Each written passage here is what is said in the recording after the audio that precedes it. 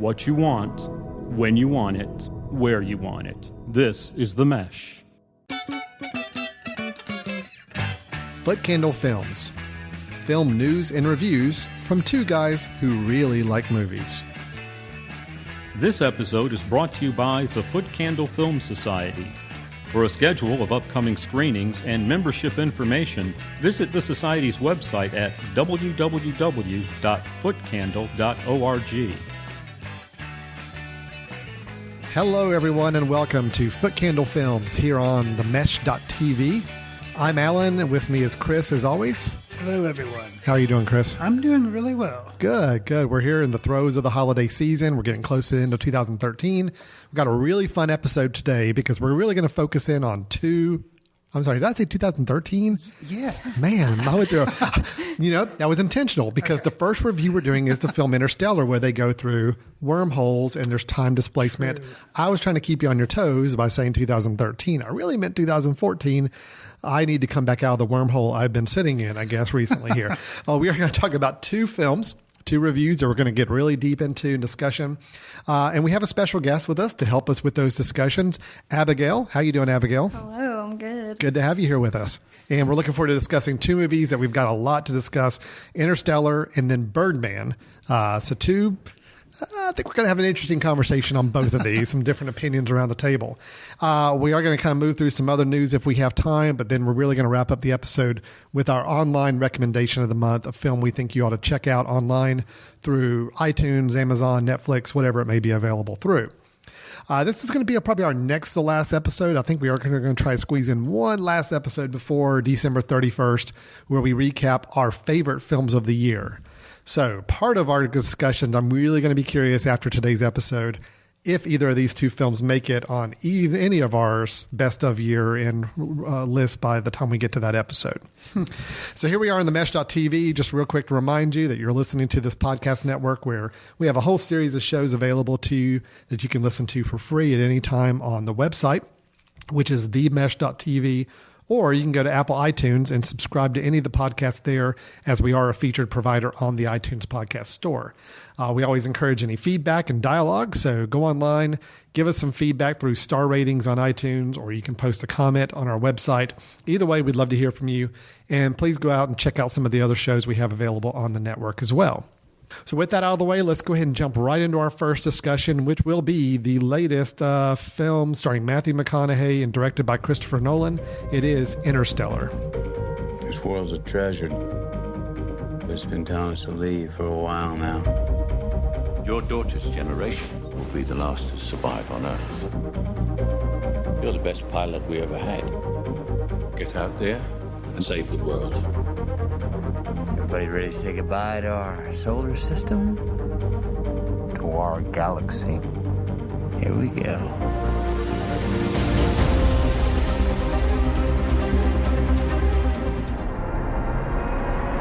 We'll find a way. We always have. Chris, as I pull up IMDb, and I guess Abigail too, I got to remember there's three of us around the table now. I'm not used to this. As I pull up the IMDb description for Interstellar, it is about the shortest, most concise statement I could possibly see made about this film. A team of explorers travel through a wormhole in an attempt to ensure humanity's survival. That's it.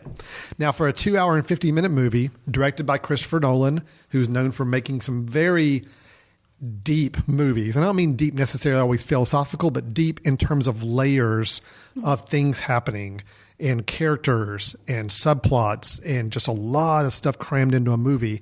For him to make a 2-hour and 50-minute movie as dense as he made most of his other films, and now he's tackling the sci-fi genre, which is the first time he's really done that, with a character, Cooper, played by Matthew McConaughey, that is kind of our main through-line character to follow throughout the show.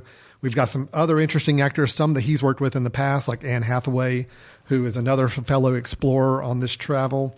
We've got Jessica Chastain. I think it's the first time they've worked together, playing Cooper's daughter, Murph. And we've got John Lithgow as his father-in-law. I don't think it was his birth father, right? It was his actual father. Wait, that was was that Michael Caine? No. John Lithgow was the father. Right, Michael Caine played the Anne Hathaway's father, who was the lead scientist. I know. But that's a testament to you. There's a lot of characters in this film. Sure. It's a long film, and Christopher Nolan packs a lot into the film. Chris, I got to ask you the first question, though. You are a big sci-fi fan. Yes. You thought Prometheus was one of the best films of the last couple of years. True? I did. Yes. True statement. Absolutely. And there's a lot that can be said that there's some similarities. You got a band of explorers going on a big journey and a lot of unknowns out in outer space. So I'm really curious to hear, how did Interstellar work for you in terms of Christopher Nolan's other films? Because you were also a fan of his Batman films and some of his other work as well. Where does it fit in his oeuvre of films at this point? Well, it's definitely not at the top. Ooh, right off the bat, we're just saying, not at the top. Definitely not at the top. I'd have to go back and look over his filmography. I am a big fan. Probably Inception would be up at the top. Okay. At the bottom would be, I don't know. I'd have to go back and really look. Mm-hmm. I'm not going to say Inception's at the bottom, but maybe it is. Inception or? I'm sorry, not Inception. Both eyes. Yeah, it's like the polar opposite. There's Inception and there's Interstellar. Right. So at one end of the scale, we have Inception. Wow. So which you're I saying really this is like. near the bottom end of his filmography, in your opinion? I mean, yeah, not to say he's a bad filmmaker, and not to say this is a bad film, but how do I feel about it personally? Mm-hmm. I had pretty high expectations, and I think I have responded to all of his previous work much stronger than I responded to this work. Yeah, I wasn't a really big fan. It's a pretty big disappointment for me. Well, I want to dig into the reasons, but let's go around the table. Let's kind of get our initial impressions out of the way. Then let's kind of dig into some of the reasons why we feel the way we do. Abigail, you and I have not spoken about this film, so I'm curious. Your thoughts on it. Did it work for you, or did you have some reservations or disappointments like Mr. Fry did? I think, just like there are so many layers in that movie, I think I experienced it in a few layers. It blew my mind. At first, I was like, oh my God, Mom. I was watching it with my mom, and I looked at her and I was like, wow, that was just something else. And she looks at me and she goes, yeah, something else, all right. She wasn't really as big into it. But I think I think maybe the next day, I thought about it some more, and I don't know, more negative thoughts, I guess, came afterwards once I thought about it a little bit more. So it's dwelling on it a little bit more is maybe causing you to be a little more hesitant. At first about glance, I just thought it blew my mind, and that was that, and it was... Full disclosure, Abigail and I actually worked together, so I see her passing in the hall, and I knew she'd seen Interstellar, so we actually kind of talked about it briefly right afterwards, and I was a little bit more negative, and she was a little bit more positive. Then a couple of days passed, and I happened to mention, hey, do you want to come on the podcast and talk about it? And she's like, yeah, I'm much more negative about it now. And I'm like, that's funny. I'm a little bit more positive about it now. Well, so all we right. kind of sat on it. So now I'm curious, Alan. You've heard both of our opinions. How do you fall on it? Oh, I love the movie. I thought it was great. Okay, yeah, I thought it was great. Now, granted, I'm a big fan of Christopher Nolan's in general, so I'm not going to say it's the best film he's ever done, because The Prestige is still my favorite of his. Okay. Yeah. I do like Inception. I did like Batman Begins. Not as big a fan of the other two Batmans. I thought they were good, but not great. Batman Begins was still, to me, the perfect superhero origin movie. So I'm a big fan of half of his filmography, I'd say at this point. The other half I'm okay with. I don't hate any of his films. Insomnia? Insomnia was fine. Okay. I didn't dislike it. It's just it's not one I think of when I think of his list of films. But all of his films have been good. Some of them have been great. Sure. This one is closer on the great end for me. It worked for me. Now, granted, I do understand from you guys' standpoint, the more you think about it afterwards, it is easy to change your opinion somewhat, because there are a couple things that, unfortunately, after I formed my own opinion and I've read some analysis online, a couple holes have been pointed out to me. They're like, ooh, wow, okay, that does hamper my enjoyment a little bit. But I'm not going to let it affect my review because, again, I wanted to kind of let you know how I felt walking out of the theater. Walking out of the theater, I was extremely high and positive on this film. And I still am. I wish I could have had that experience. Well, let's talk about the reasons why we feel that. I was kind of like that too. You see, right, and then I came in and she knows as well as you do, Alan, because you guys talk to me all the time, that I'm a big science fiction person. Yeah. So, she was expecting me to kind of, I think, be a little bit more high on it. And I was like, no, just didn't. Well, let's talk about some of the reasons. Let's talk to the positives first. Okay, let's go ahead and hit the things that you did like about the film that you think worked really well. And I guess let's start a little bit with some of the key performers here that we've got as well. We've got Matthew McConaughey in the key role. Anne Hathaway is kind of the next, I guess, most important supporting role on that end. Talk to me about their performances here. What did you guys think of Mr. McConaughey? I guess the cool thing to say on the internet, or at least on Twitter, would be meh, which is the M-E-H. M-E-H. He just didn't really do a whole lot for you on that.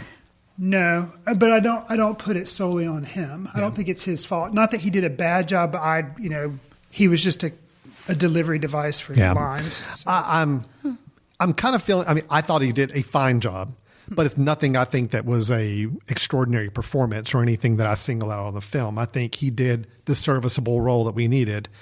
Could somebody else in that role have really escalated it? Sure, absolutely. There's a lot of people that could have done a really excellent job with this.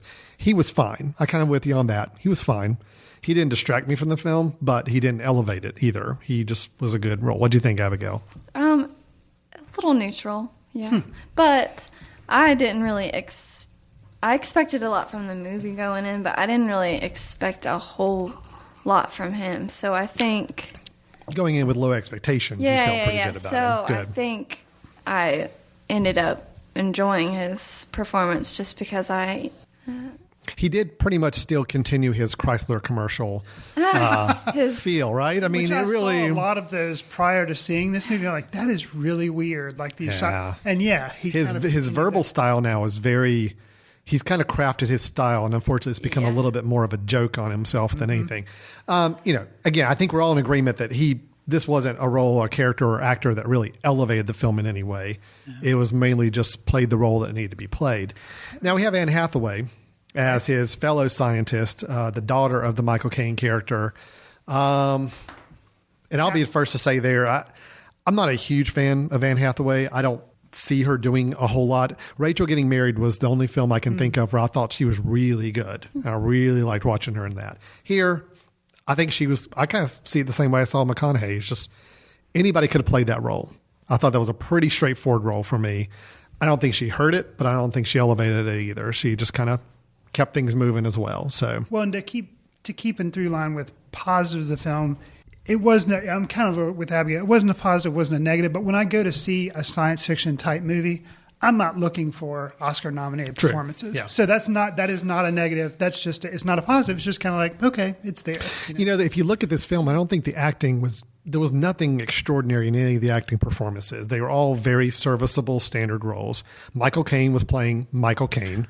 Matthew McConaughey, get a little weepy. And stuff. Matthew McConaughey was playing Matthew McConaughey. I mean, everybody kind of just played their role. There was no acting showcases, I don't think, anywhere. And you're right, in a film like this, I don't think there needed to be. I don't think that was the point. I don't think Christopher Nolan was interested in seeing how he could push actors to put out the best performance they ever did.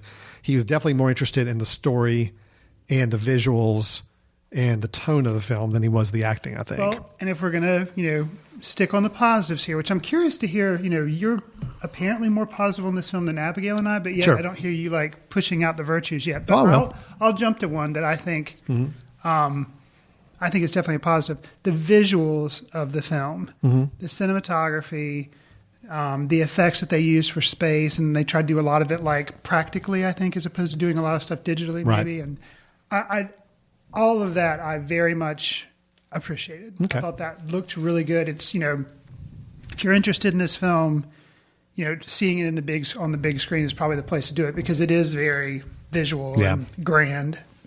So I think that's a strength. Yeah, and I agree with you. I think the visuals were definitely a strength. I think it looked really cool. I hate the comparisons anybody tries to make to like 2001 or not that, because it's not.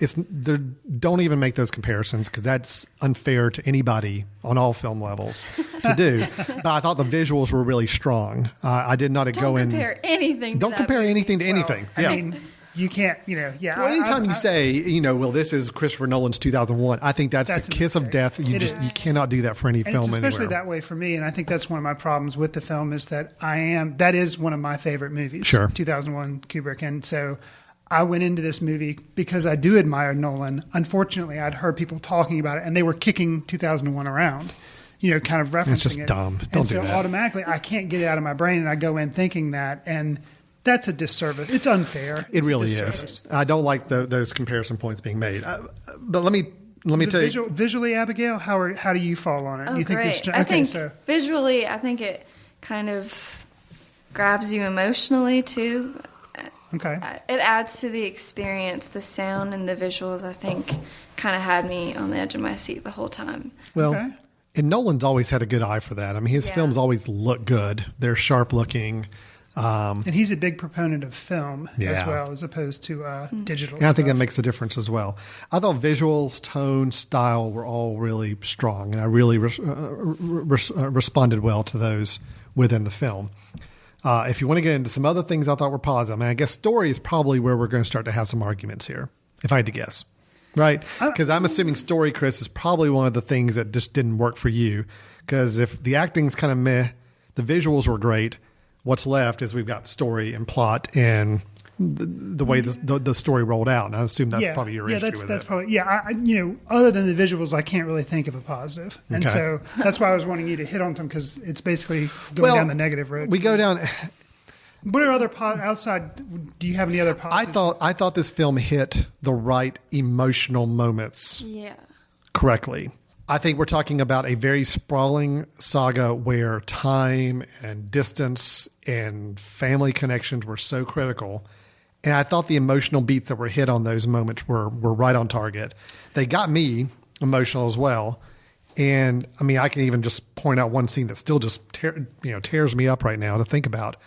And again, we're going to not spoil anything quite yet. We may get to some spoilers about the end here in a few minutes. But there's a moment where they're on a distant planet and they realize that time moves so much quicker on that planet than it is, or it moves so much slower. And back on Earth, time has actually gone by quickly. So like 1 hour on this water planet was 7 years of time back on Earth. And it's an instant, we just lost that. Right. So it's like we were there for 7 years older. Yeah. We were there for 3 hours. So we just lost 20 some years of our kid's life. And that was to me, a gut-wrenching scene to be. Basically, they have a way of getting video messages from their family. So, of course, when he gets back on the ship, there's 20 years worth of video messages basically bottled up for him to watch at one time. And to go through this motion of watching one after another, of seeing your son grow in front of your eyes, it's just devastating. I think scenes like that were handled really well. We'll get to the end in a little bit, which I also thought was handled fairly well. Maybe not as well as the middle was, but it was still done okay. And Christopher Nolan, I think from a storyteller standpoint, he's very intent on having everything connected and work itself around and drive the plot the right way. There can definitely be some hangups with the way that the ending portion of the film played itself out, but it worked for me.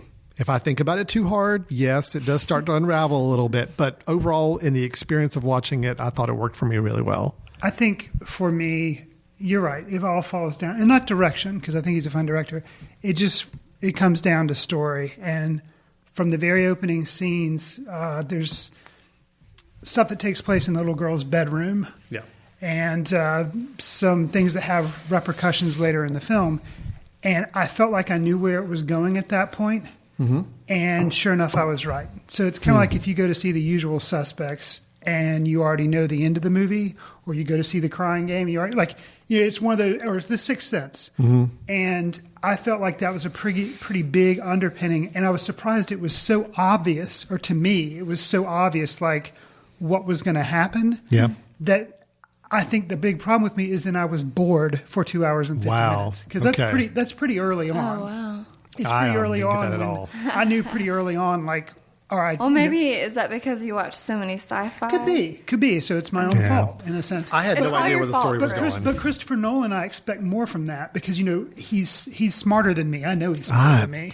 So I just expected the story to be more complex, like The Prestige and how complex that was based on a book. But still, and Good Lord, I don't know if I need more complex. than The Prestige. That point. No. I'm saying more complex than this movie. I thought this movie was very nice and complex. ABC Mickey Mouse stuff. I felt like.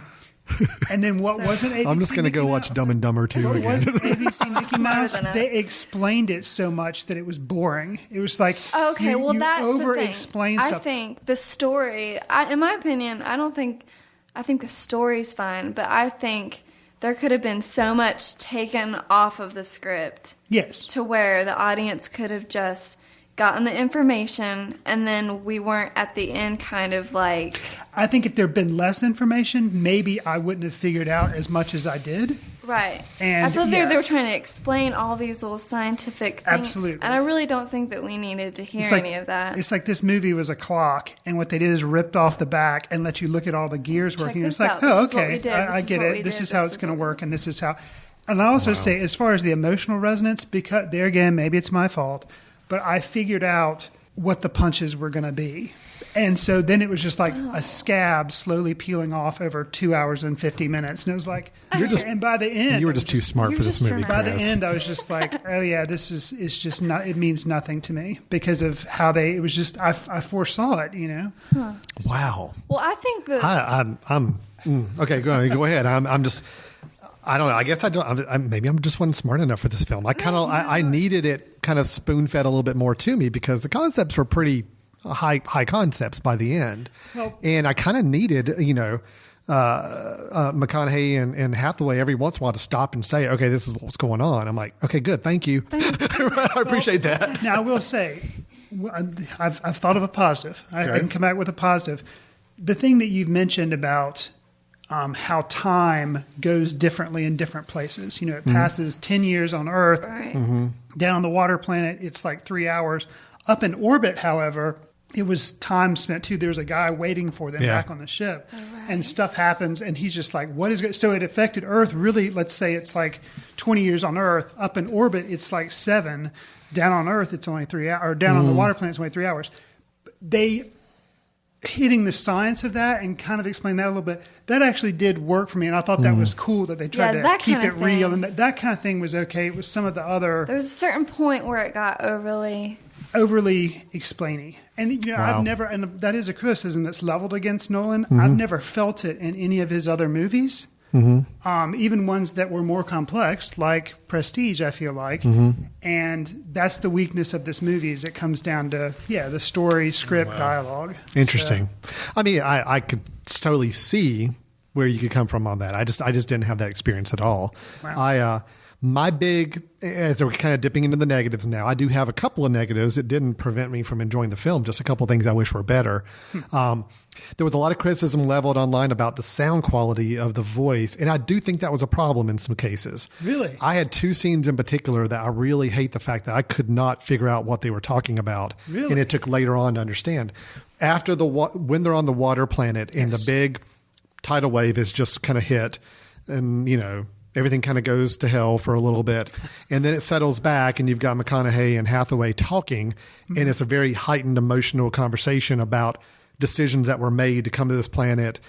And at that point, I assume that's when you learn that she has some connection, emotional connection with one of the other scientists on the other planet, and they need to go there instead. But I could not make out any of that conversation. I don't know if it was the projection system I was in or theater, but that whole screaming match between the two of them after the tidal wave hit, I couldn't make out. So the next couple conversations they had, I was trying to fill in pieces of what I missed in that first conversation. So that is more of a technical issue for me, I think. And I'm not the only one, because I do think other people online have said they've had issues with hearing the dialogue really clearly. So from a technical standpoint, that was an issue.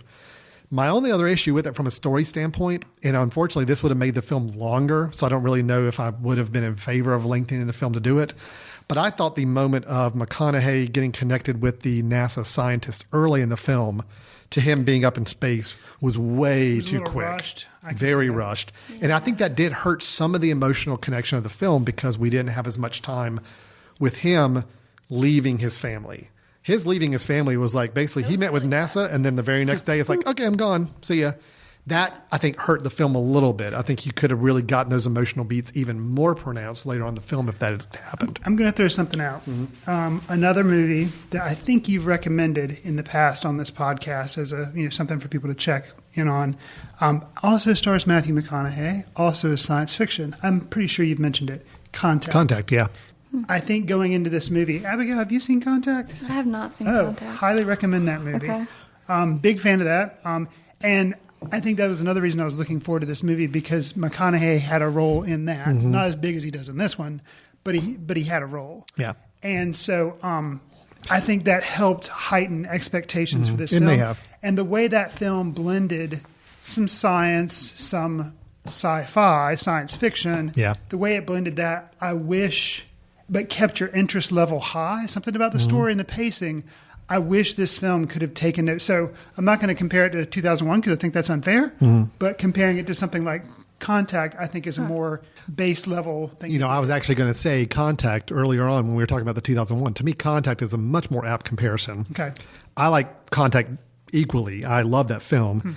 I probably love it a little bit. I love it more than I loved Interstellar. Okay. But I thought Interstellar was close in my book.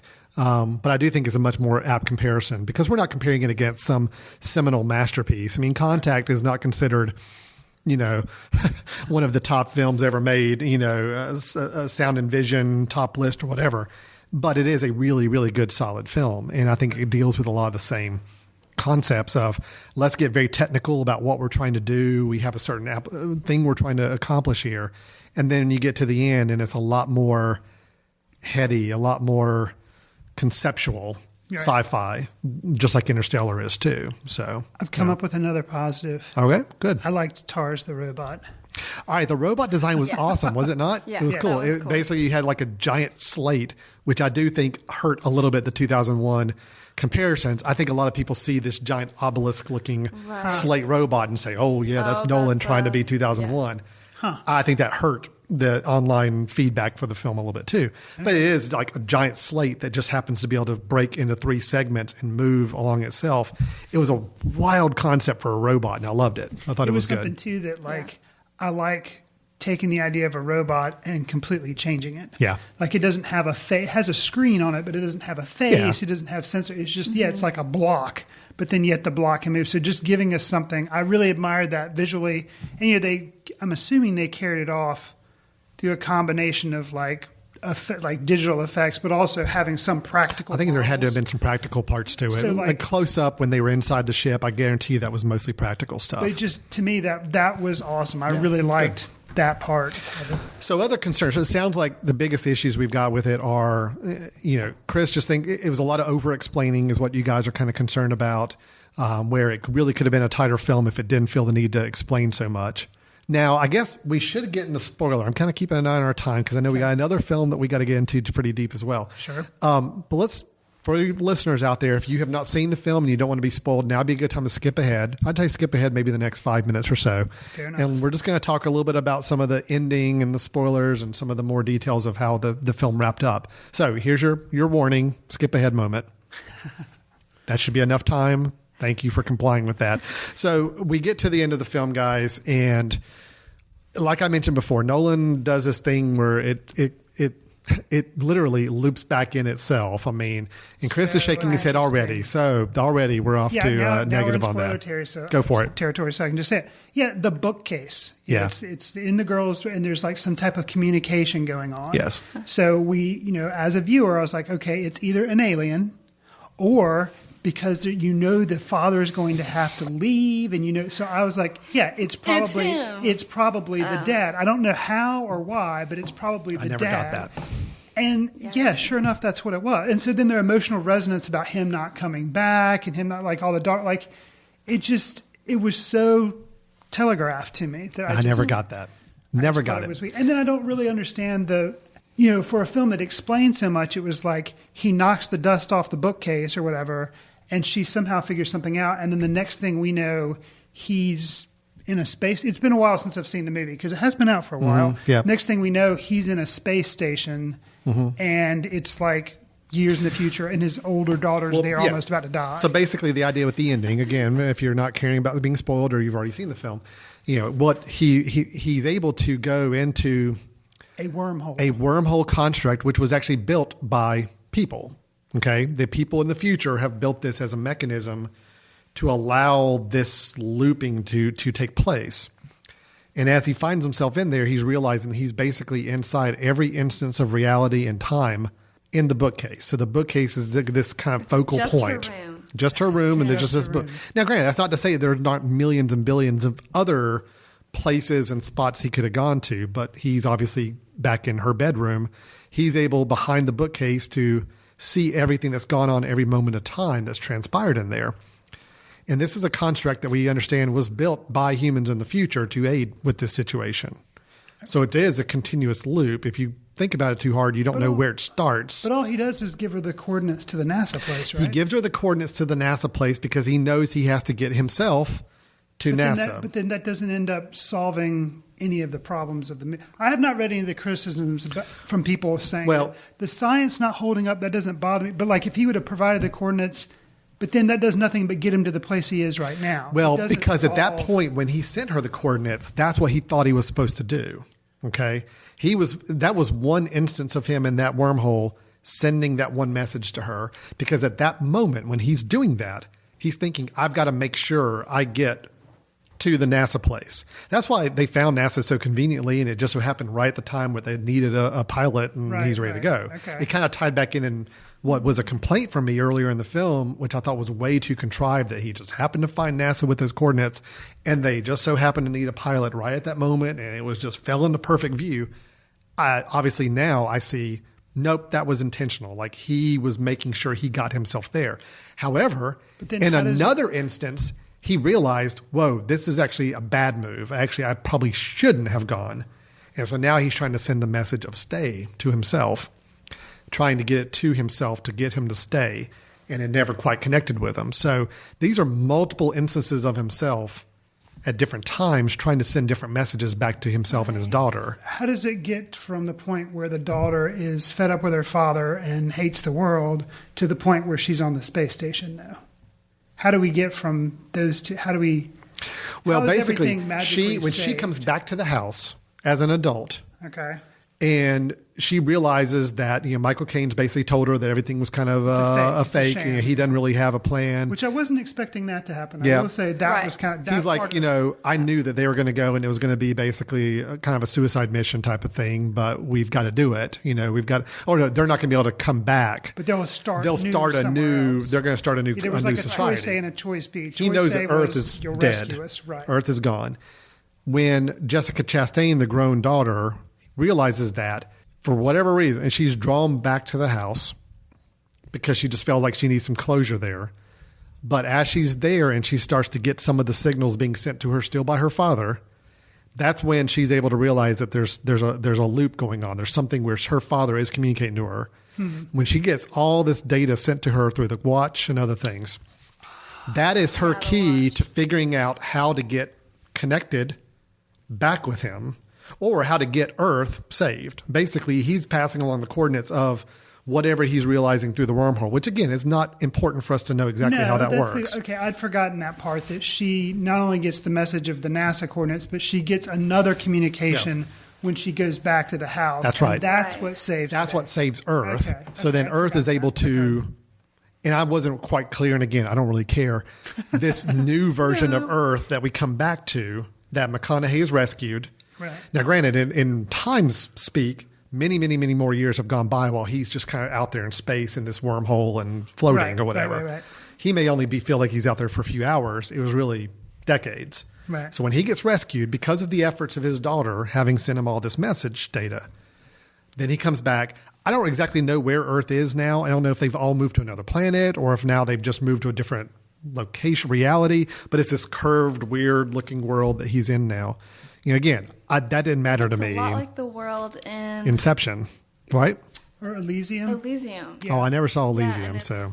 It looked a lot like that. I thought it had a lot of Inception, where the whole folding on itself and the virtual field. There's that in there too. Yeah. So anyway, so he's there, but of course now another like 70, 80 years has passed, and his daughter's like 90 I think my years mind old. was so numb by the time I got to the end of the movie. I knew it made sense, and I didn't have the complaint that I just voiced about how did she get from being grumpy daughter to saving humanity. And you're right, she has a second. Okay, she goes back, and when she starts realizing that there are things being sent to her messaging, and I think it's just all those years she's realized there's always been something in that bookcase trying to communicate to her. I think she is grumpy daughter, but at the same time, she is going back. She's a scientist. She is doing things that, I still think she's very bitter with her father. Okay, even as an old woman, she's probably very bitter because the guy still left him, you know? But at least as a scientist, she was able to do what she needed to do to help save mankind, basically. Right. I also think that's part of the reason why when McConaughey comes back and sees her at the end, you would think that it would be one of those things where the whole rest of the family would be like, oh my gosh, it's like, look at him. This is our great grandfather or whatever. But they're all kind of distant too. And I think that's still very intentional that he's still the guy that left, you know, he vanished when she was like 8 or 9 or whatever age she was. So that's why he left and felt like I don't really need to stay here on Earth. My daughter's about to die. And it's kind of, she kind of tells him, she's like, you should not see me die. Yeah. Right. So that's why it ought to work for me. Leave my life again and just go ahead. Well, you've already been gone for 80 some years. Why not? And I'm about to die. Yeah. Let me be with my family. And she said the phrase, a father shouldn't see their child die. Right. And I think that's what she was getting at. So he was okay to leave at that point. Now, my real big issue that came up afterwards did not impact me when I was watching it, but it has hurt a little bit since then, is realizing that his choice at the end to go back and find Brand, the Anne Hathaway character, who was on one of those planets that they explored that could have been habitable, and it turns out it is. She went to go see her boyfriend, scientist. Who's long dead by the time she gets there. So when McConaughey says, all right, I'm going to steal one of the ships and go out and see her, well, the time thing's not going to match up there either, because by the time he gets back out to her, she's probably going to be dead. Right? I mean, maybe, because I think time, that's and you know, there again, they kind of left it nebulous, but they explained it a little bit. Time on different planets and in different ways, like goes at different Well, at this point, you wouldn't even know because they're in a totally different place than Earth. Right. Yeah, you have no idea what the time difference is going to be. It could he could get there and she's been dead for 100 years. I mean, there's no telling. Or it could be an hour away. Like space travel. Like, who so that does kind of poke a little bit of that good feeling at the end of like these two scientists are going to go and start a new population somewhere else. May or may not work. Who knows? Right. But I don't know. It worked for me. I know there's a lot of, you got to draw a lot of your own connection lines and assumptions on it, but it still worked. I liked it. I originally, how I was talking about with Abigail, how I was really harsh on it. And then I came back and I was a little more positive. I think the reason that happened for me was my experience was basically it was ruined because I was bored. But then I heard a lot of people tearing it down because they didn't feel like the science matched up or things didn't work logistically because, like, you know, time travel, they were just poking a lot of holes. Yeah. And I didn't agree with any of the holes because I'm like, oh, it's a movie. So I was like, oh, people shouldn't be so harsh on this movie. It's not horrible. You know, it's not great, but it's not horrible. But now I'm kind of back down to where it's just okay. Didn't it have like a panel of scientists that kind of... Well, supposedly even who's the guy that does... the Cosmos guy? Yeah, who's the Cosmos guy? Like, yeah, that's pretty It worked. close, Neil deGrasse Tyson or whatever. Yeah, he like gave his... He gave his seal of approval. From a science standpoint, it holds up, supposedly. So that's kind of cool. That makes me like it a little more. Well, we've just spent about 30 minutes talking about Interstellar. So I think in general, it sounds like Chris was bored. I was. Abigail liked it, but then after thinking about it some more, was a little less positive on it. I just thought that the filmmaker thought I was a little dumb at the end. That's all. Okay. You know what it reminds me of? I'm going to say it now. Reminds me of in a way. I think you enjoyed the spectacle of it, and only after soaking it in did you realize, oh, yeah, they probably did talk too much. That's kind of like, believe it or not, people, the first time I saw Titanic, I actually liked it. And it was only after I sat and thought about it, I was like wow. That was actually kind of dumb, you know. But originally, because I was like, "How can you make a movie about a boat sinking? Everybody knows how it's going to end. How can you make this interesting?" And I went and saw it, and I was like, "Oh, it's Leonardo doing like a little storyline here. No, that's kind of cool." You know, And I did, but then the more I thought about it, and boy, when I saw it a second time, it fell flat. But the original spectacle of it, the fact that I was semi-entertained, like blew me away that I could actually be entertained by a Titanic movie. So I feel like that's kind of what you're saying, that like originally you're like, oh yeah, cool. But then the more you let it soak in, you're like, eh. That's the way I felt about Star Wars Episode 1, The Phantom Menace. So, I will say... We won't go back into that again. I will That's a whole say other conversation. about Interstellar that I do like the overall idea that I like the idea of, in the end, it really just kind of, he just really just wanted to sort of be with someone that he loved. Mm-hmm.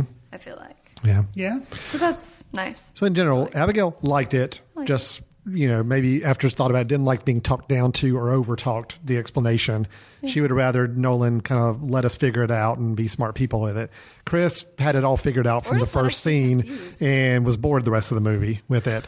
Me, I loved it because I guess my brain was not firing on all cylinders, so I kind of needed somebody to spoon feed me the stuff, and I was okay with that. So that is Interstellar. It's still out, even though it has been out for quite a while, but doing some pretty good bank at the box office. So I don't think it's going to be a Oscar contender on any level except for visual effects and other. It should be for visual effects. Yeah, but I don't think Best Picture. I don't think any acting at all. Yeah. I'll be honest in saying there are better films out there right now, obviously, even though I really like this one. So are things about it that I will keep in my mind, and I'd still recommend it to somebody to go see if they want an entertaining. And I'd say you'd still recommend it. If you're interested in it, see it in the big theater. Yeah. I think, if that's possible for you. So. Well, let's move on to our second review if we could. And this one probably will be another 30-minute discussion as well, as we have the latest film by, Chris, you got to help me. Say the name. Alejandro Gonzalez Iñarritu. See, I can't do the rolling or anything else with that, so I just sound really awkward when I say it. So by that guy that Chris just said, the latest film by him, which is Birdman. We had it all. You were a movie star, remember? Who was this guy? He used to be Birdman. Now you're about to destroy what's left of your career. Oh! We should have done that reality show they offered us. Shut up. You know I'm right. You're so nice! Hey, what's up? Why don't you try to rest a little bit? Face it, Dad. You're doing this because you're scared to death, like the rest of us, that you don't matter. And you know what? You're right. You don't. Baby, can you understand me now? Birdman is the latest from Mr. Iñarritu, which we mentioned in the tease there. He's made other movies, such as 21 Grams and Amores Perros, and most recently was Beautiful, starring, who's his name now? Javier Bardem. There we go. Yeah.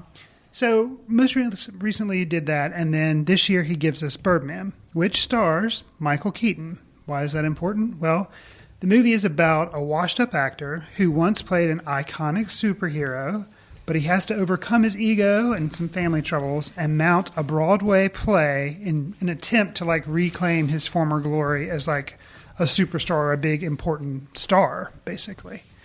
So we just saw this movie this week, actually. And I've seen it twice in the last 48 hours. Mm-hmm. Abigail happened to be able to attend one of those screenings as well. So right off the bat, I'll say that my feelings, I didn't like this film, and you guys did. Tell me why I'm wrong. Oh, wait, I'll happily tell you why you're wrong. Okay. I have no problem with that. No, I really did love this film. It's not perfect, and we'll get into some of the things I thought that maybe were a little bit of a misfire. But I like any movie that, A, is doing something different, which this film was, I felt like. 2, is packed with energy. And I'm not saying energy has to be fast motion, it has to be action. I'm just saying energy, crackling energy. I love any film that can convey energy. This is a film where, first off, from a technical standpoint, I loved it. This idea of it looking like it was one continuous shot. Now, Chris is already shaking his head on that too, so we'll get to that in a minute. But I get to do positives first. Okay, you're right. Okay, and you guys better do them. Let him have his positives. Let me have my positives. No, I don't know what this podcast is all about. We don't try to tear people down. Yeah. We try to do We're positives. all peace and love, man. That's okay. I'm all for it. I think we can't tear each other down. I only have, I think, one. So I want to be sure you guys cover as many as you can before. Oh. Yeah, I thought the shot technique of it looking like one continuous take worked for me. I know there were some complaints at our screening that it was oppressive. It was hard to follow, wore you out. I think that was the point. I felt more like the head of Michael Keaton because of the way it was shot. And I think that was extremely intentional. I don't think it was just something that they said, well, let's just do this because it'd be cool. I really think they were trying to get something across of giving you that same feeling of anxiety and time passing quickly that you get with this kind of filmmaking technique. So I really love that. I thought acting was great. I thought Michael Keaton has to be nominated for Best Actor.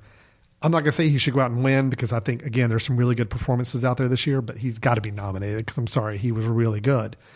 It could be argued that he was just playing an accentuated version of Michael Keaton. Yeah, that's probably true.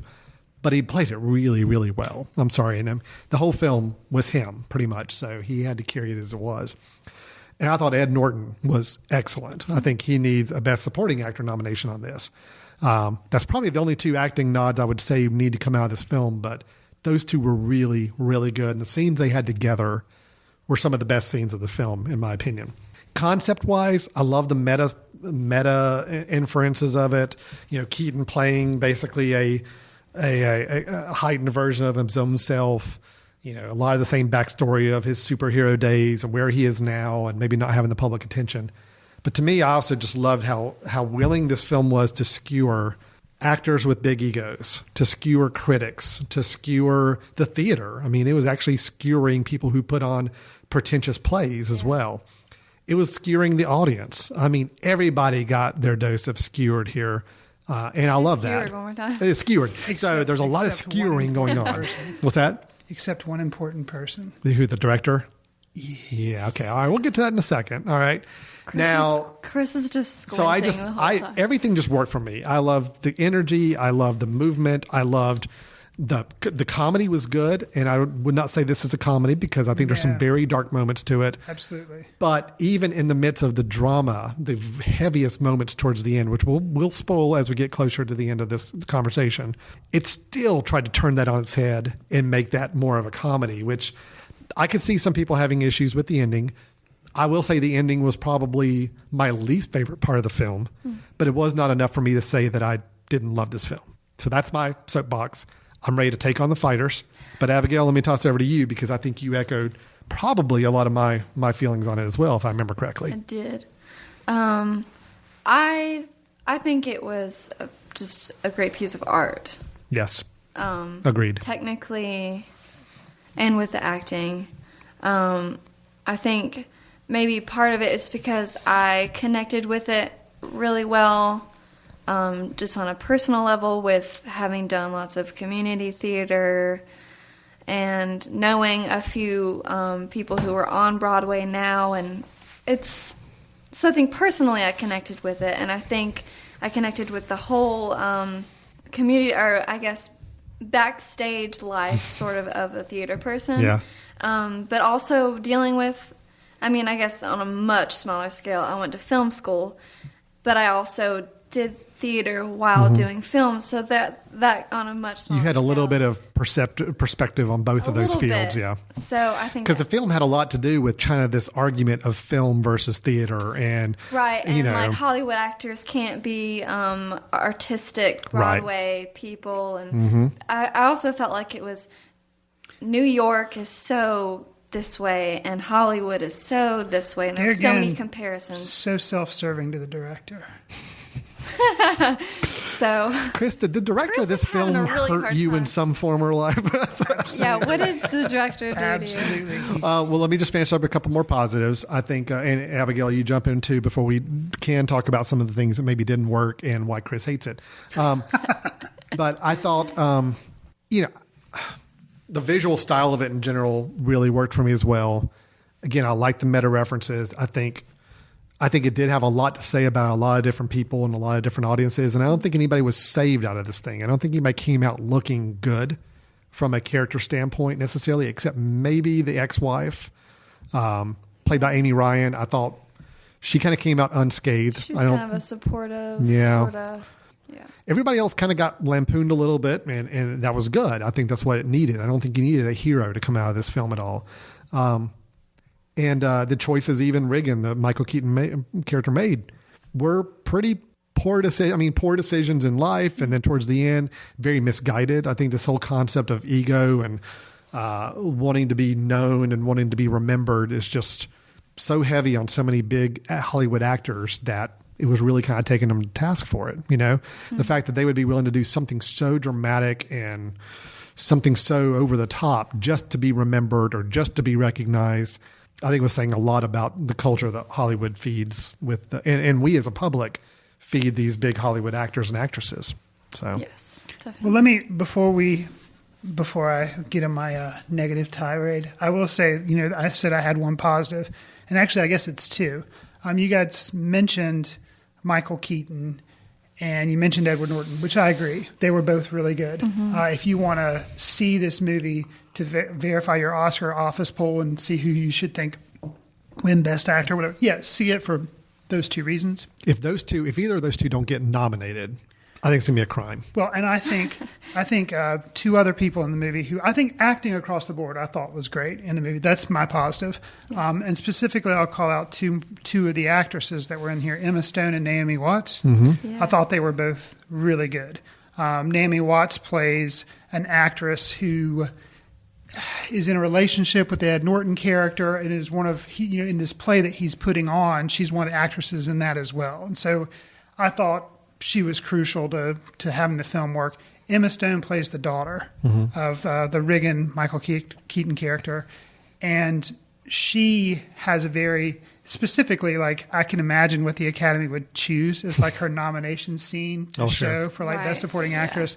She has this scene. It's the pot scene, right? What's that? It's the pot scene. Well, right after finding the pot, right? Right, where she's chewing out her father. Yeah, and she does the chewing out her father thing, yes. in which she chews her father out. And, Keaton's response to that, but specifically Emma Stone chewing out her dad and how that scene ends. Yeah. And looks on her face and stuff. Yeah. That was amazing. So that's my positive. So acting, I think we're all in agreement. The acting was solid in this thing. I think there were some great dialogue scenes for me. 3 or 4 are memorable. One you just mentioned with Emma Stone. There's another scene where you've got Ed Norton and Emma Stone up on a rooftop, and there's 2 different instances of the scene. One of the dialogues to me is I absolutely loved where that dialogue went. Again, we're not doing spoilers necessarily, but it's just, I think it's okay to talk about the dialogue because it doesn't really ruin anything for the film. Is it the Temptation dialogue? The first set of the Temptation where she's... It's a little bit of that. It's actually the scene I was thinking about is where they're playing Truth or Dare, and she asks him a question at one point, and she says, if you weren't scared and you could do anything with me, what would you do? She's trying to lead him on. She's trying. You think it's going to go kind of a perverted route because that's the character we think that Ed Norton's going to play. And when he says, I'd want to take your eyeballs out of your skull and put them in my skull, you're thinking, okay, now he's going creepy. He's going like this really demented version. But then he actually circles back and says, because I want to see the world through your eyes, like at your age. And it was actually a beautiful moment, but they diverted you thinking it was going to be perverted, then it was going to be sadistic, and now it actually turned out to be a very sweet sentiment. That's the way the dialogue happened in so many cases in this movie that I really loved. You think it's a character's playing a certain role, and then you find out a little bit more how they really are. I think the dialogue was very play-like. It was very stage play-like. It was a lot with that. I actually think the stage play had a lot more to do with the tone of the film. And I almost wonder if the stage play came first, saying, I want to do an adaptation of this. Then it became a much, much bigger film around it, around the characters that were making this film. I don't know, or making this play. I do like the homages to other plays, too. Okay. Specifically Macbeth. Oh, yeah. And that might get a little more into spoilers, but... Yeah, there's definitely was a lot of references to a lot of them. I mean, they were commenting on the superhero genre with all the actors taking those roles. Yeah. They were commenting. They had Shakespeare in there. They had other plays. It was a lot of references and a lot of things that even some of our audience last night wasn't picking up on half of them as well. So yeah. All right, so Chris, we've talked positive for the last 15 minutes. Sock it to us. Why do you hate this director, or it seems like this director hates you? Well, there were just several choices that he made. To start off with, in R2, I've seen several of his movies, and I feel like he always has people in these really oppressive, depressing situations, and he enjoys putting the audience through that. It's like he enjoys putting you through the ringer. and they're always bleak, and no matter what the people do, they always just have the worst possible situations to them, and it's like his point is to depress you. So why do we keep paying him money to go see the movies? Well, specifically for this movie, it was because it was billed as a dark comedy, but it was a comedy, and so that's kind of why I was like, oh, okay. But he does the same thing in this movie where he puts you on except actually in all the other movies, it's like a steep incline roller coaster emotional. And this one, he actually has you go up and down a couple of times and like, oh, things are going to work out. Oh, no, they're not. Oh, yes, they are. Oh, no, they're not. And that's a big problem I have with the ending where I feel like it was a cop-out. And so we'll get into spoiler territory maybe a little later, but that was the one. It's like he continued his reign of jerking you around. And so What a jerk. And so I just didn't like that. The one take nature of it, Hitchcock did it before you could do digital stuff with rope. So I thought it was nothing but a gimmick. It didn't achieve anything. It was just irritating to me. Wow. And I wasn't admire. I mean, yes, it's admirable you could do it, but like it's much more admirable to do it the old fashioned way. And something else I had a problem with, I was kind of okay with it, and I'd have to watch the movie again. I think last night or one of the nights when you and I were talking about it, they achieve it seamlessly, in my opinion, up to a certain point where I kind of don't know how they're achieving their magic.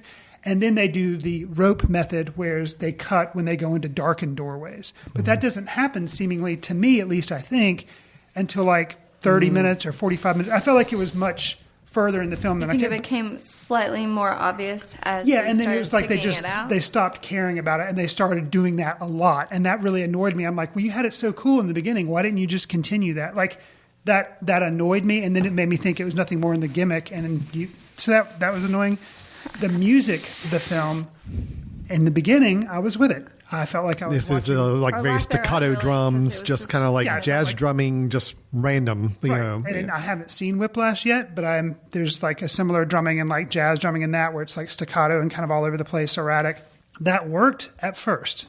But then for sometimes he would lapse into this like classical music that was soaring, and it was like he was he's so heavy-handed. That's the thing I have against this director is he's so heavy-handed. The jazz drumming music worked, and if you just used that, but then he's like, no, I want to get even more in your face and use this soaring musical score at some points just to kind of like ram my point home even more. And then I'll jump back to like the jazz drumming. So it's just like he can't be satisfied. He likes to take your face and rub it in something. Seriously, what did he do to you? Can't. I know. I really think there's a backstory here we need to explore with Chris and Iñarritu. They had like a college. They were rivals back in college. That's what Chris spent some time in Mexico that he doesn't like to talk about. Actually, what he did is he waterboarded me until I could pronounce his name correctly. That's what it was. So that's how I can pronounce his name correctly. And then there's another scene. One more thing keep going. Sure. That's fine. I actually wrote some down. Okay, please, like by all means. So I did. The scene, he makes a commentary. That's the thing is he's so willing to like take everyone down a peg. Oh, let's take actors down a peg. Let's take Broadway down a peg. Let's take critics down a peg. And I don't have a problem with that. Here I am critiquing his movie. But it's so like everyone else is wrong. And then what does he do is has the scene where the Birdman, Michael Keaton, imagines that if he did do another sequel movie and you see comets hitting the street, you see destruction. Yeah, it goes for like a minute of just wanton destruction and action on the street. Stuff. And instead of just having that happen and then having Michael Keaton be like, oh, maybe I could do that, and then moving on, he then has a direct address from Birdman, like to the to the audience, saying like, "Oh, this is what you like, isn't it?" And just like, okay, I get it. You're preaching to the choir. People that go see Birdman aren't the people that go see Transformers. If you want to make that kind of didactic lesson, do it get hired on to do Transformers, and do that, or get hired on to make Teenage Mutant Ninja Turtles 2, and then make your point. Don't do it in Birdman because we get it. We don't need to be lectured to like that. It was so profoundly. That was actually at that point. I was like, "Yeah, I'm done with you. I'm done with this movie." When that address to the camera happened. That was a slap in the face. It was. He insulted my family at that point. Man. Yeah. Well, I just I don't know if it's just like Chris. I just went into this with no preconceived notions of the director because I have seen Babel. I've seen 21 Grams. Okay. I'm not huge fans. I did like 21 Grams. I liked it. Better. Babel, really, I didn't care for.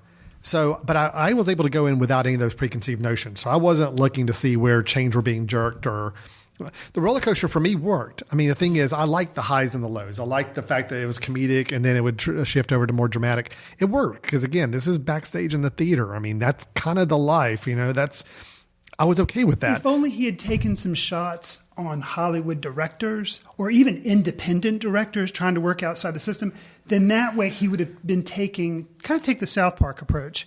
Take everyone down. You know, don't just make fun of one group. Like, take every single group down, including yourself. Then I wonder how. I just felt like he kept building himself up while tearing. I never saw it as him building himself up. I think you didn't know anything about any of his other movies, and this was a standalone. Yeah, what do you think about that? Fair question. I feel like I'm trying to think of how that would fit in the movie. Well, I think that's a fair question because, you know, just like you can't compare 2001 with Interstellar that we talked about. You know, you should judge this movie on its own merit. On its own merit, if I leave out the director, I still would admire the acting. Yeah. You know, the one-take approach, interesting. But I think still I would have come away with the fact that it was heavy-handed in some instances.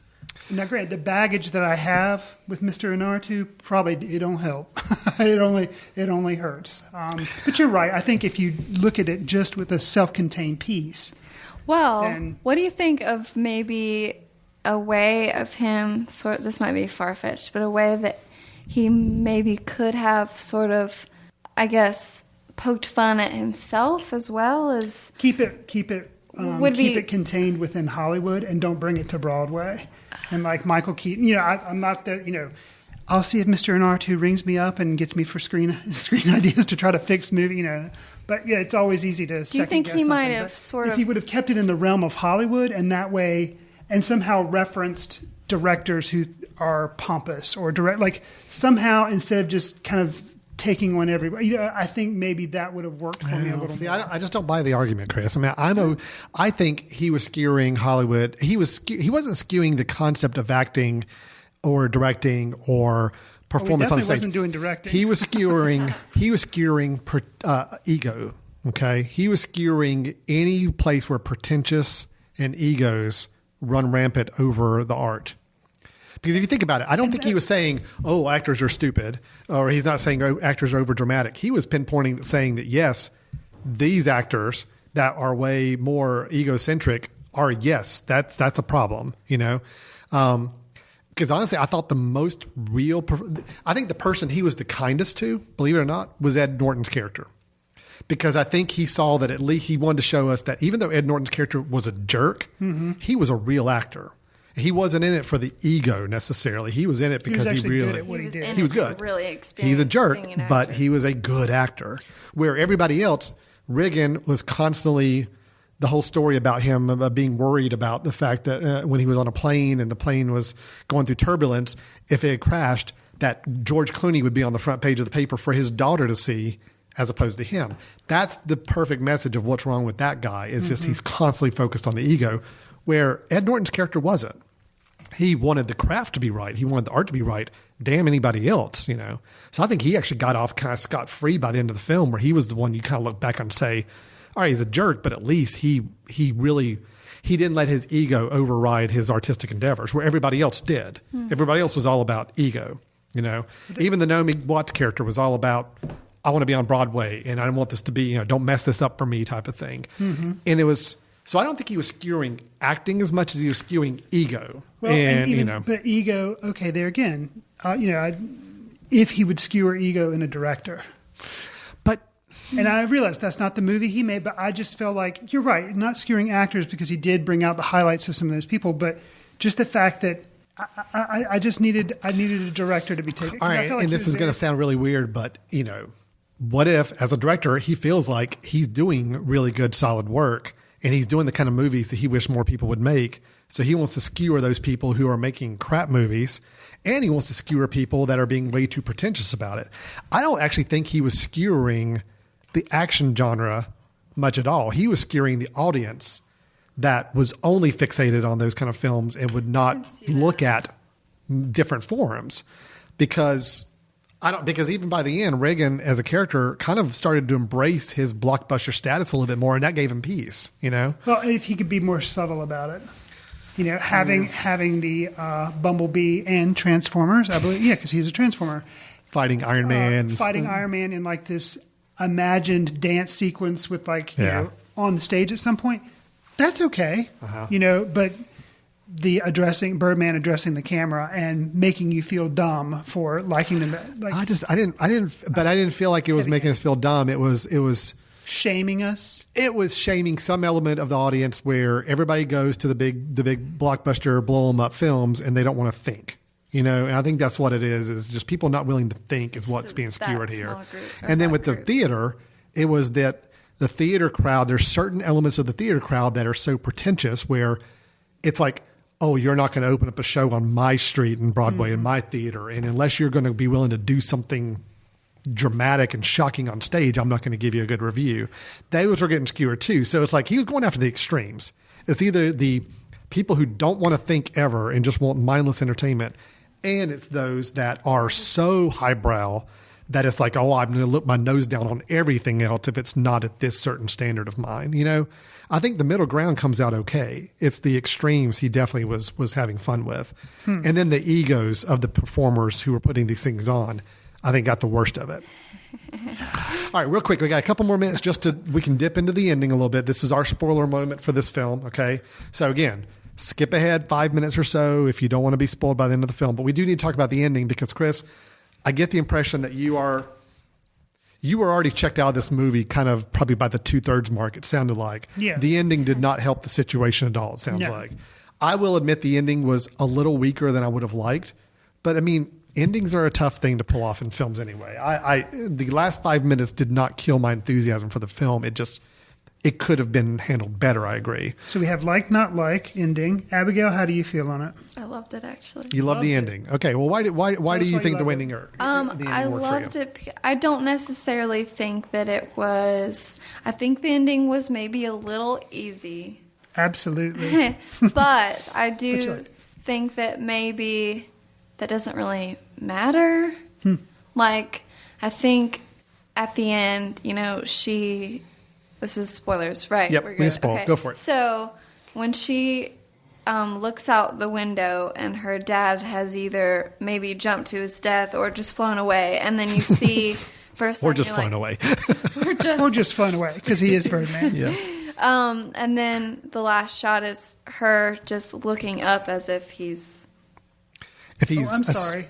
Not just looking up, and then having a golden light as if from heaven shine down on her face. Yeah, so that's what happened.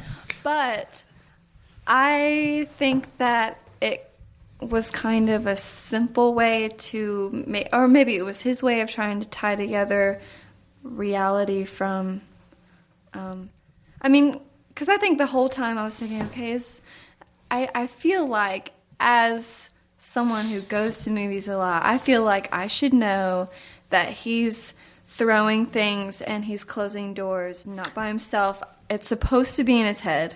Referencing at some points in the movie, it looked like Birdman could make things. It looked like he had psychic. He actually had psychic telekinesis powers. And not Michael Keaton as an actor, not dressed up in the Birdman costume where it was obvious he was imagining but he would be in his dressing room. You'd see things like flying around. So I know that I guess it was supposed to be all in his head or whatever, but I think that at the end it sort of made this, I don't know, like a point of, I don't even know how to explain it.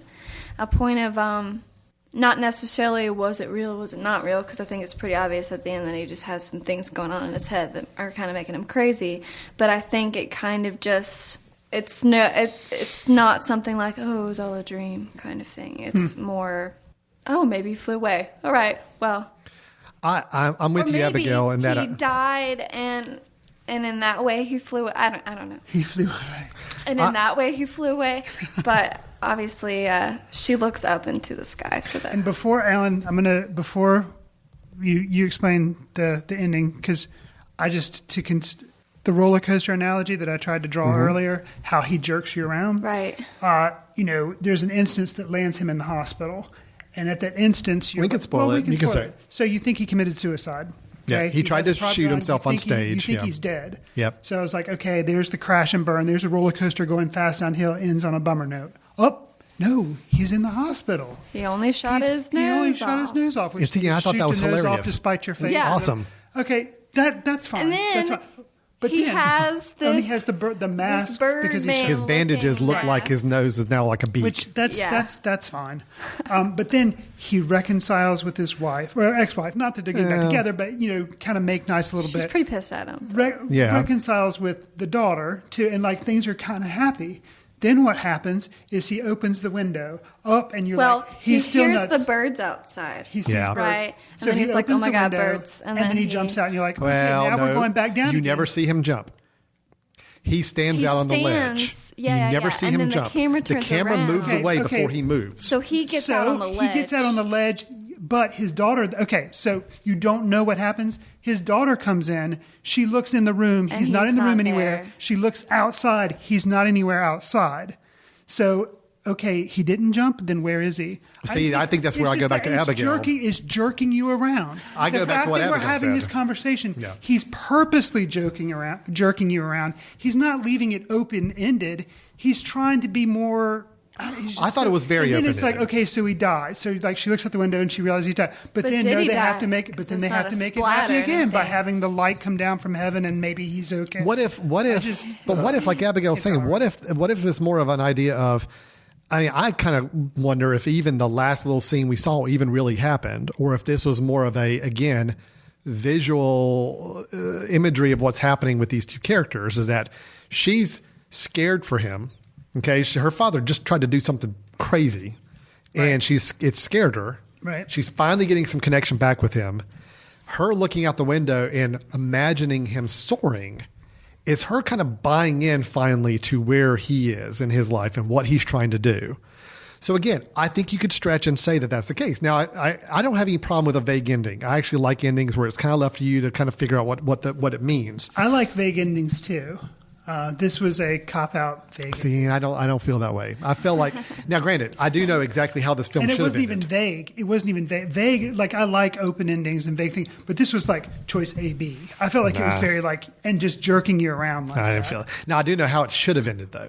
You want to hear my perfect ending for the film? Okay. Yes. Go everything exactly like it did, the shooting on stage, the hospital room afterwards, blah, blah, blah. He goes in the bathroom. He looks at his nose. He sees his nose. Birdman on the toilet. He sees Birdman on the toilet. And as he walks out of the room, he kind of mutters something to Birdman, drops an F-bomb to him, basically tells him to get lost. Right.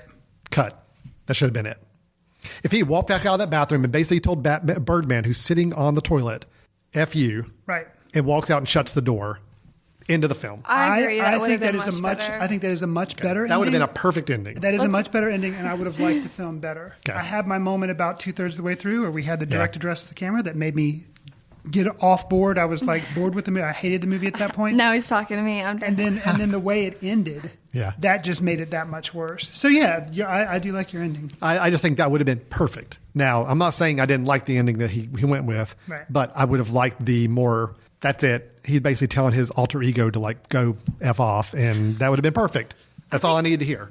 Right. And that would have been a perfect ending for the film. I think maybe artistic wise, like the last shot with Emma Stone looking up into the sky with the light golden of light. God on her. Yes. I feel like maybe whatever you're supposed to think about what happens at the end or whatever, I think that maybe, does that seem like somewhat of an homage to like a superhero movie? Well, because it's, I don't know. I could see that. Because when I saw that shot in the trailer, I thought that shot was going to come at some point. Yeah, because see, that killed me They also too, sort of 'cause, show yeah. him like flying around at like one point in Mm-hmm. the trailer, and then one of the next shots is her looking up into the sky. So then when that doesn't happen until the very end, Yeah, that was a Well, I disappointment could for me. see Is I it. knew It was that kinda shot was weird. coming. Yeah. So I could see it being referential to how typical Hollywood movies end, where it's always going to end on an up note, and him being sarcastic about that and be like, "Okay, here's your little up note. Here's the light go. from heaven." So I could see that being referential to superhero movies. I still think, yeah, you still hated it though. yeah. So that is Birdman. I think there again we clocked in about our 30 minutes. So this is going to be a long episode. It sounds like Chris Definitely some reservations and issues with the film, although we're all in agreement the acting was awesome. Yes. Really solid. Yes. But he just has a personal vendetta against the director. I did notice in the credits when I was looking at the credits last night, Chris, your name's in the credits. It gave you a kind of a... It's his inspiration for the theater critic. That's right. Me as he used you. There we go. Abigail and I are both very positive on the film and high on it. So it's good. Actually, at the very end, Alan was sitting in like a row in front of me, and he stood up and he was like, "How'd you like it?" "I loved it." "Did you?" "Yeah, I loved it too." I wonder how Chris thought about it. We both pegged him as... We both thought Chris was going to love it. He loved it. And man, we were so wrong. I so wanted to love it. Yeah. So that is Birdman. It's still playing in some theaters. I think it definitely racked up some nominations on Screen Actors Guild Award and the Golden Globes. So it's going to be batted around for the next couple months. We're going to hear a lot more about it, I'm sure. Again, I'm going on record. Michael Keaton, Ed Norton have to be nominated for their roles. Yes. I absolutely agree. Okay, this is the best thing I've seen Ed Norton do in I don't know how long. And Michael Keaton, it's not hard to say the best thing in a long time because he really hasn't done a lot in the last 10, 20 years. And I really like him. So I do like too. To see him get so it was good to see him get a good, meaty starting role like this and really get to flex his muscles too on the acting side. All right, so we're going to take a quick break. When we come back, we'll circle back with our recommendations of online recommendations for the month. We're going to have to pass on news because I think we're running a little long on today's episode as it is. When we come back, we'll do our online recommendations and close out the show. So stay tuned for the last little part of Here on Footcandle Films. We'll get back to your show in a moment. Just a reminder, you're listening to The Mesh, an online media network of shows and programs ranging from business to arts, sports to entertainment, music to community. All programs are available on the website as well as through iTunes and YouTube. Find out more at themesh.tv and give us feedback on what you liked. And now, as promised, back to your show. Welcome back to Footcandle Films here on themesh.tv. You just heard our very lengthy discussions about the films Interstellar and Birdman, and we thank Abigail for joining us on those two conversations as well. Obviously, things got a little more testy during the Birdman conversation, but that's okay. We haven't had one of those major disagreements in quite a while, so it is a very divisive film. We were just commenting during the break about I can't recall a film where I've seen so many critics on completely polar opposite ends on how they review that film. So you're not alone, Chris, in your frustration with the film. I'm not alone in my love for the film. So there's definitely camps out there for both, it sounds like. How does that for a little peacemaking thing between us here? Sounds good. Is that okay? We do want to kind of turn right into our recommendations. This is normally where we cap off the episode with recommendations of a film we think you ought to check out. It could either be one that maybe you just slipped under the radar, maybe it's a blast from the past, one you maybe haven't picked up on in a while, just something else we want to call your attention to that either we've seen recently or just came back into our peripheral view, and we want to share that with you. In all hopes that these movies are available through iTunes for rent or purchase, Netflix, who knows? There's so many different ways now. Amazon, Hulu, different ways to watch a lot of these movies. So, Chris, what do you have to share with us today? What recommendation do you want to make? That's right. I'm actually going to talk about a movie I liked and I recommend as opposed to tearing something down. So you're going to talk about Babel? Which I basically did for Interstellar and Birdman. No, I'm going to talk about another film that was it's the end of the year. I'm trying to catch up on a lot of movies that I've missed throughout the year that I've heard good things about. So, we're going to do a show where we kind of say our top five or, kind of talk about our best films of the year. Well, this was one that was at River Run that you and I both attended. But it just, you can only do so much at the festival, so many different movies. So I missed this one. But I'd never heard of the director, as it turns out. Gillian Robespierre, I think is how you say her name. I think it's her first film. But the big draw to the film would have been because of Jenny Slate. And I'd fallen out of watching Saturday Night Live. I still like it, but I just rarely catch up with it. And so I knew she was on there. I remember her a little bit being on there, but not much about her. Sure. But I was like, Saturday Night Live person making their first feature film. Well, and then you find out what the film's about. The name of the film, let me go ahead and say that, is Obvious Child, which is a reference to the Paul Simon song, which is used in the film. Okay. It is a comedy, but it's about comedy that has abortion as one of the big themes. Right.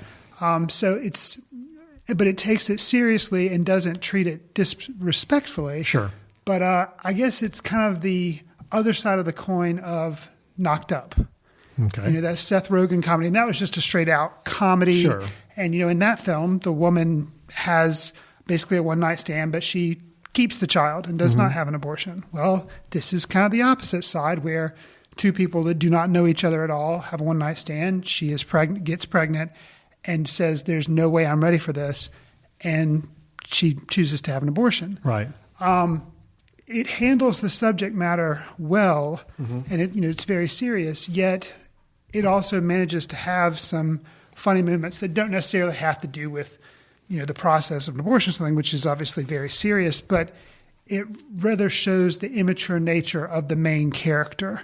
Jenny Slate, who is in the movie, she plays a stand-up comedian. And I think what makes the movie work in my mind is you realize she's immature, but that she also has to come to terms with growing up. She's made some bad decisions before, but this is a decision that she's making that she kind of realizes, okay, and I need to start being serious about what I'm doing in my life and start realizing, I need to grow up. And I don't really remember her, like I said, that much from Saturday Night Live, but what kind of surprised me in the film is her stand-up comedy is very derogatory towards herself. Like she just makes herself out to be, this ridiculous, and it's all, she just derides herself constantly and kind of puts herself down and stuff, but it's still very funny. And so it's very interesting. And the way in which she reveals to the gentleman who, they had sex and she has a child, the way in which she reveals to him that she's pregnant is amazing. Really? Yeah. Cool. And it's really well handled. And it was like walking the whole movie because it is a comedy. It's more of a dramedy, obviously. Sure. But it is walking such a tightrope with this subject matter. And I think they carry it off or they pull it off. So I recommend it. And it's up there for one of my films of the year, too. Wow. I don't know where exactly. I've heard great things about it. And I do remember it being at River Run that it was a different weekend than we were planning on being there. Right. And Jenny Slate, I actually remember her. She only had one season at Saturday Night Live, I believe. Well, that's why I barely remember it. Yeah, Okay. she was only on there as a featured player for 1 year. I'm a big SNL geek, so I don't ever miss it. Okay. And I do remember her. The only memorable thing I remember with her is she notoriously during a skit dropped the F-bomb in live TV. Seeing this movie, which is has a lot of profanity, does not surprise me. Yeah, and that was just kind of her. Everybody kind of wonders if that was the reason why she's only there for one season, type of thing. So, but because kind of unpredictable and maybe so. It was part of the skit. It was a skit where they were saying "freaking" over and over again, and of course she just slipped up one time and said the real F-bomb, and Anyway, that's I remember her from the Saturday Night Live days. I think she's very talented. I think where she's really good. I don't know if you ever watch the Kroll Show on Comedy Central, is a skit-based show about Dave Kroll. Is it Kroll? Nick Kroll, comedian, and she actually plays a regular part on that and is very funny on that. And then she's also been in Parks and Recreation. Okay, she played a supporting role for a number of episodes there as well. So you probably recognize her if you see her. If you haven't seen the movie yet, but she's not quite a household name. But this film is getting a lot of good attention, so I'm glad you got a chance to see it. It's definitely on my wish list to see at some point. Well, okay, I'm really torn with my recommendation, Chris, because this first film I'm going to recommend two, only because I got to clean my palate a little bit after this first one. I only gave this one 3.5 stars, and let me explain why I'm still giving as a recommendation, because I think it's worth seeing. Well, 3.5's good. 3 is good. It's good. I think it's so discussion worthy, though. That's the reason I think people ought to see it, because I actually got so angry at this film about 2/3 of the way through. It's like Birdman. I got so angry at this film about where it was heading, and then it took getting to the end and kind of thinking back on it to make me start to appreciate it a little bit more. The film's called Compliance. Have you seen this? Oh, yes. Okay. Yeah. And I think I have. Continue talking about it. It's like a telephone prankster. Yeah. Well, you don't know it's a prankster necessarily at first. I mean, the whole situation, it all takes place in a fast food restaurant, and you've got a manager and you've got a young employee. Mm-hmm. They get a phone call to the manager that basically is from a police officer saying, hey, a girl that works there stole something from one of your customers. I just got it called in. I've seen the video evidence. I'm coming out that way to deal with her. You have to keep her like detained back in the break room until I get there.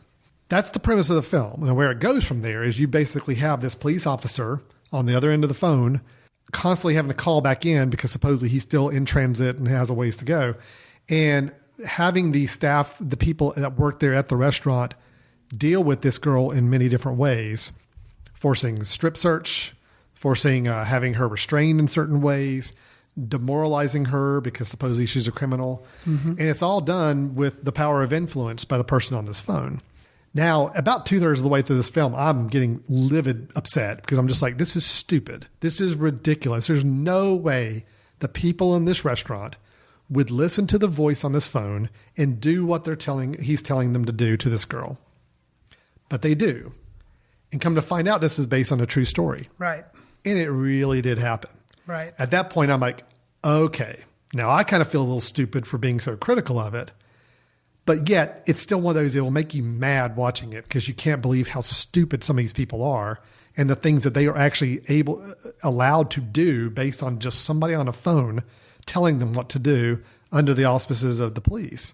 Well, so I think there's judgment too. Not judgment, but you like to think you're better than those people, but at some point during the film, because of what's being done to them, you have to ask yourself, well, what would I do in the same situation? I would hope to think that I wouldn't do this stuff. But if that person was so good at manipulating, how do I know that I couldn't make a mistake? Yeah. How do I know that? But it starts to get to the point where the things that are being told to do to this girl are bad.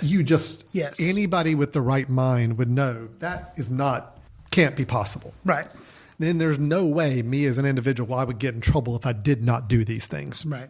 But we are dealing with people in this situation, this story, that were a lot more susceptible, a lot more impressionable. Right. And that's where it shows where the power of influence, if treated if affected on the right people, can make people do really, really bad things.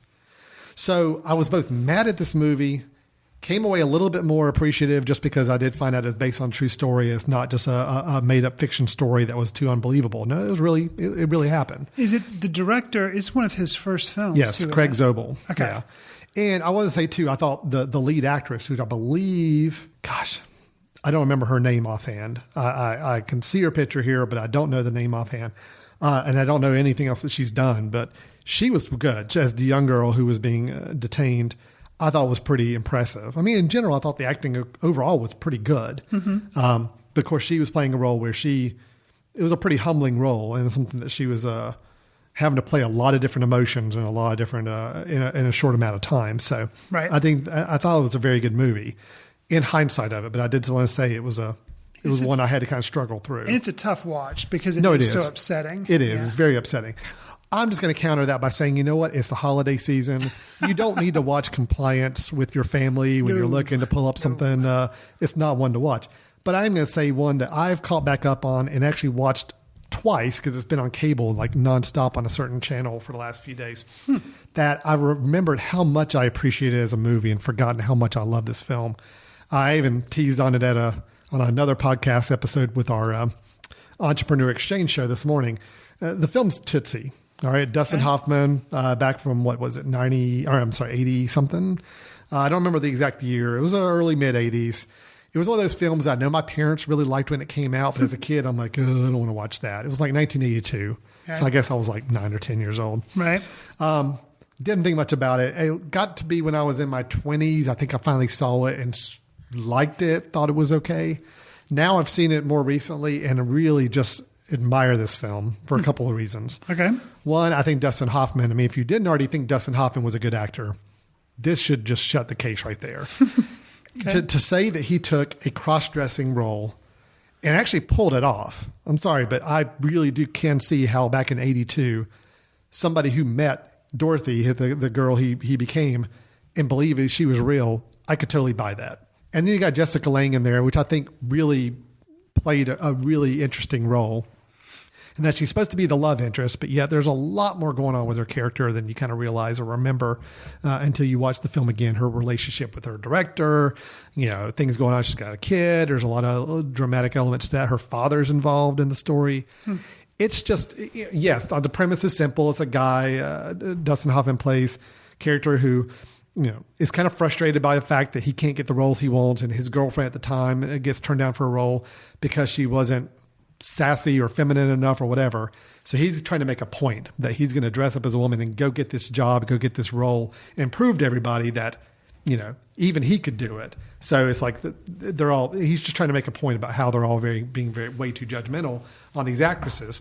Come to find out, he kind of gets sucked into the role, actually enjoys the fact that he's got this role and he's got some fame, but now he gets too deep into it. It's hard to get back out of it. So it affects his relationship with his girlfriend. It got the Jessica Lange character he starts to try to have a relationship with in a weird way. It's a fun film. And I don't know. I've enjoyed watching it while it's been on cable the last few days here. I have seen Tootsie, but not in a long time. And of course, I have seen, hearing you describe it, I could see, younger listeners to our show, maybe not having heard of that film, all they can think of is Miss Doubtfire. Yeah. This is a much more romantic adult Mrs. Doubtfire. Well, and Miss Doubtfire has its strengths and stuff. I would actually like to go back and revisit Tootsie, because in my mind, I've just kind of written it off as, well, it came first, but it's basically Miss Doubtfire. But you're saying there's a lot more there. No, so I'm curious to go revisit that. No, it's a fun movie. I mean, it's more than anything, it's a comedy. Okay. It does have a sweet romantic center to it. I think there's some scenes that are impressive scenes because they kind of deal with the situation a little bit more than a Miss Doubtfire might. Okay. Type of, oh, look, I'm dressing up like a female and look at how everybody treats me different. There's a lot more to it here.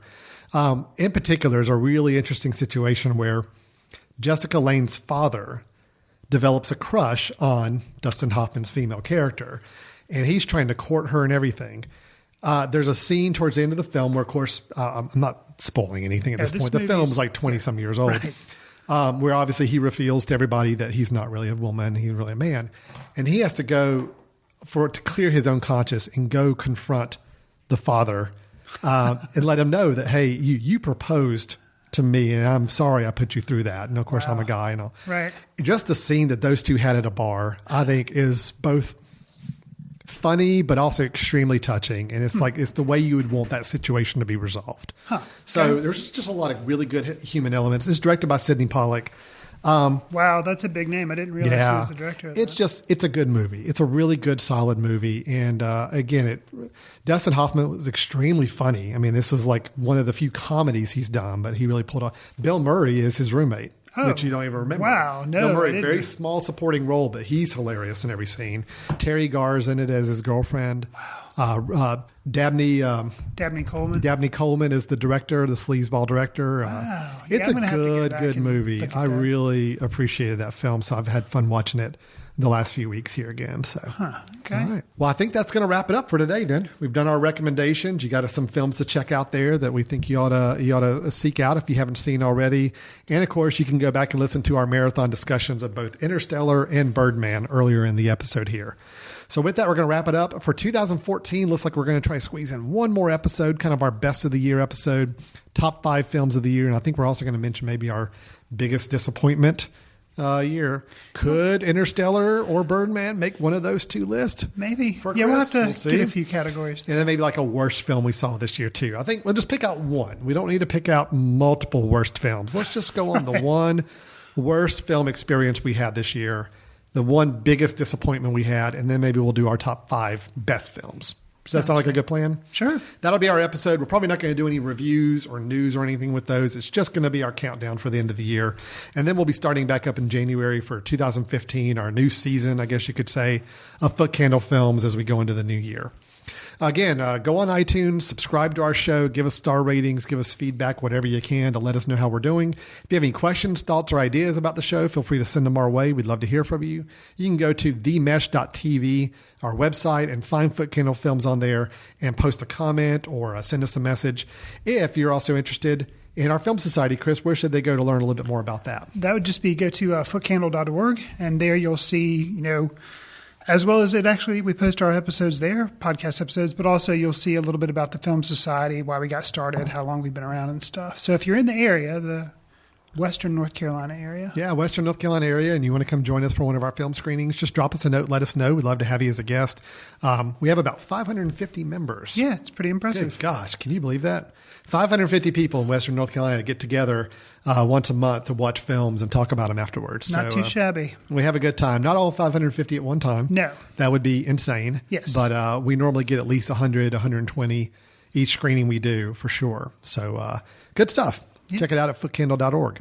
And with that, we're going to wrap it up today. Thanks so much for all your listening throughout the year. And I'm actually going to throw a real quick plug for something that you kind of had a throwaway mention of. Sure. But the Entrepreneur Exchange, it's another podcast on the mesh.tv. Yeah, good. Thank you. And they do, it's business oriented, obviously, Entrepreneur Exchange. However, I will say they have a new episode that's going to be coming out, may come out before this episode or slightly after. But their whole topic was business lessons learned from movies. And basically the whole episode, they talk a lot about movies. So Alan mentioned that he talked about Tootsie on there, but there are two other guys on the show and they just talked about movies. So if you're listening to this, you obviously like to listen to people talking about movies. That's an episode of that show that I would definitely recommend you. If you want some more movie talk, go check out that episode. Yeah, that's a good point. There's actually about 7 films, I think, collectively we brought up that are good for business lessons, but they're good entertaining films as well. And an entertaining moment that one of the guys share. He's the normal host, but he shares about Wolf of Wall Street, and that's all I want to say. I'm not going to say anything more about that. Story. But it's a good story. So that's Entrepreneur Exchange. Whether or not you're into business discussions, if you're a film buff, that's at least going to be an episode of that show you want to check out. As they had me as a special guest to talk about films. It's our second year doing that, so we actually had a. So yeah, actually, you could check out last year's. And then we got this episode. Hopefully, it'll be an annual occurrence as well. So. All right, great. Thanks for the plug. I forgot about that, Chris. All right, thanks to everybody, all your listeners, and we'll look forward to closing out 2014 here very soon, and look forward to a new year of Footcandle Films in 2015. Take care. Chris forgot the catchphrase. Go for it. What's the catchphrase? See you in the ticket line. There we go. Watch news through the courtesy of Footcandle Film Society. Special thanks to Carpal Tuller for the show theme music. For more about Carpal Tuller, visit www.carpaltuller.com. You've been listening to The Mesh, an online media network of shows and programs ranging from business to arts, sports to entertainment, music to community. All programs are available on the website as well as through iTunes and YouTube. Check us out online at themesh.tv. Discover other network shows and give us feedback on what you just heard.